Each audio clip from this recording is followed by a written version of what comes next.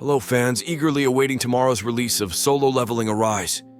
Before we dive into the game, let me tell you why it might just be, or is very likely to be, better than the currently declining in value Genshin Impact.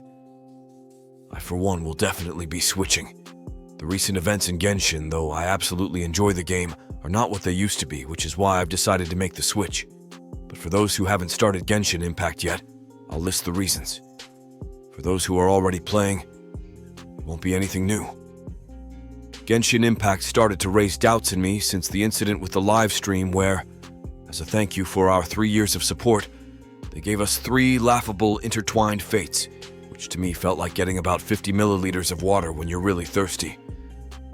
Sure, it's better than nothing, but not really satisfying, and presenting that as a thank you just shows how much they aim to give back to the community. It would have been at least a full glass of water. Since then, I viewed Genshin from a different perspective and realized that they really don't care about engaging with the community.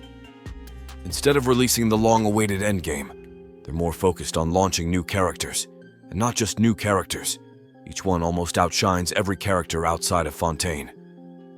Their power level is extremely high, and the need to keep up with the new meta, paired with tiny rewards, makes you feel like you have to reach into your wallet, which is never the case because there's practically no endgame. But they try to make it appear so with major manipulation tactics. Solo Leveling Arise might turn out the same since it's also a gacha game, but I'd rather put my bets on something new than continue giving my time to a company that knowingly doesn't value it. I mean, if they at least put as much detail and passion into other game-relevant things as they do into releasing and marketing new characters, I might still give the multi-million-dollar company a chance, but even that has not been the case for a long time. The latest update from Genshin Impact, 4.6, was supposed to be extremely exciting, considering that 4.5 was an empty patch with very few rewards as usual. But 4.6 was so disappointing, a huge water area with nothing on it. Sumeru got a new area, and guess what? It's now considered the least detailed area ever.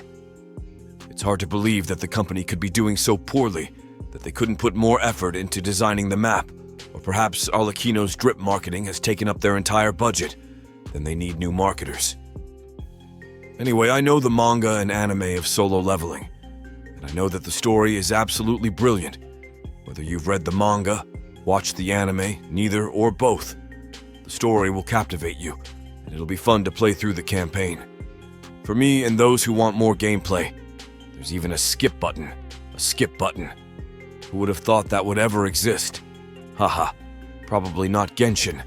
They won't have one even in 2 years. I don't want to be too hard on Genshin Impact. It's a great game for passing the time, and as long as you're not playing it seriously, it's nice to walk around in Teyvat, but anyone who engages with the game longer will see how little they care about you as a player. Even their support area is below the standard of Chinese companies, which says a lot for a multi-million-dollar firm. I will probably always keep an eye on Genshin, but I don't want to devote much more time to it, so it's time to give a new gacha game a chance. Solo Leveling looks the most promising to me, and I'm hyped to start tomorrow. What do you think? Will you give Solo Leveling Arise a chance, and what's your take on the current situation with Genshin? Let's exchange in the comments, and if you want to see more of Solo Leveling Arise, feel free to subscribe to the channel. I plan to post all relevant updates as well as guides, tips, and tricks to keep us always up to date. Arise!